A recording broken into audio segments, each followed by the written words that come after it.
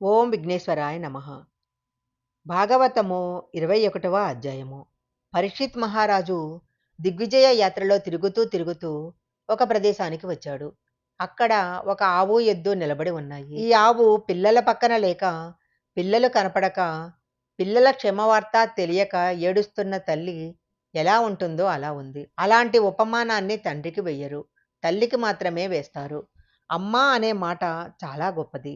మాతృత్వంలో ఉన్న ప్రేమంతటినీ తీసుకొచ్చి మీరొక ముద్దగా పెడితే, ఆ ముద్దను మీరు చూడాలి అనుకుంటే ఆ ముద్దే భూమి. భూమే అమ్మ. అందుకే భూమి గురించి ఎక్కడైనా చెప్పాల్సి వస్తే ఋషులు పొంగిపోతారు. వాల్మీకి మహర్షి అయితే క్షితి క్షమా పుష్కర సన్నిభాక్షి అంటారు. అమ్మకు ఉండే గొప్ప లక్షణము ఓర్పు. అమ్మకి ఓర్చగలిగిన గుణం ఉంటుంది. కలియుగ ప్రారంభంలో ఇవాళ భూమి దానిని కోల్పోయింది. అందుకని బిడ్డ కనపడని ఆవు ఏడ్చినట్లు ఆమె ఏడుస్తుంది. ఇది కలియుగానికి ప్రారంభము. అమ్మ ఏడుపుతో కలియుగం ప్రారంభమైంది. దీనిని తప్పకుండా గుర్తుంచుకోవాలి. ఆవు అలా ఏడుస్తుంటే పక్కన ఒక ఎద్దు వచ్చి నిలబడి ఉంది. ఆ ఎద్దు ఒక కాలితోనే ఉంది. ఎద్దుకు 4 కాళ్ళు లేవు.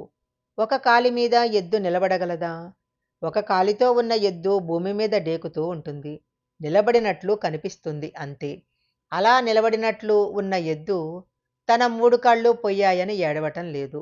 ఆవు ఏడవడం చూసి ఆశ్చర్యపోయింది. ఆవు ఎందుకు ఏడుస్తుంది అని గోమాత వంక తిరిగి అంది. ఎందుకు ఏడుస్తున్నావు అని అడిగింది. మంగళప్రదురాలా అంటే శుభమివ్వడం మాత్రమే తెలిసి ఉన్నదానా అని అర్థము. మీరు ఒక ఇల్లు కట్టుకోవాలంటే భూమిని గుణపంతో ఆమె గుండెల మీద కన్నం పెడతారు. శంకుస్థాపన చేస్తే ఆమె ఇల్లు కట్టుకోమంటుంది. మనం అన్నం తినటానికి నాగలి పట్టి అమ్మ గుండెల మీద ఘాట్లు పెడతాము. అమ్మ పంటలు పండించి మనకు కడుపు నిండేటట్లు అన్నం పెడుతుంది. మీరెంత బాధ పెట్టినా కన్నుల వెంట నీరు పెట్టుకోవడం ఆమెకు తెలియదు. బ్రతకటానికి ఇవ్వటం మాత్రమే ఆమెకు తెలుసు. అలాంటి గోవు ఏడుస్తుంటే ఎద్దు అడిగింది, నువ్వెందుకు ఏడుస్తున్నావు? నీకేం బాధ కలిగింది? ఎప్పుడూ చాలా సంతోషంగా ఉండేదానివి కదా అని అడిగింది.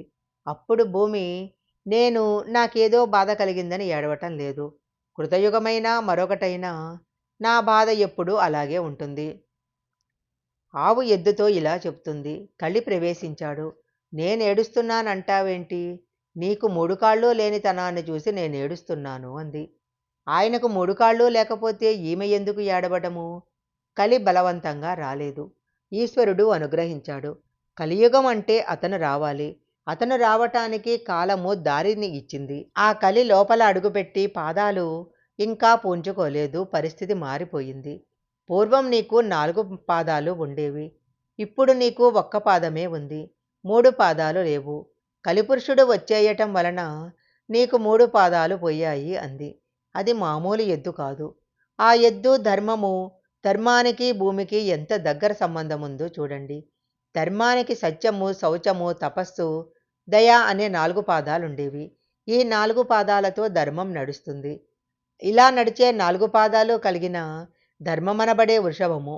అందుకే శంకరుడు వృషభమెక్కుతాడు అంటారు. అనగా ఆయన ధర్మాన్ని అధిరోహించి నడుస్తారని భావము. ఆవు చెప్తున్న మాటలు మనం చాలా జాగ్రత్తగా గమనించాలి.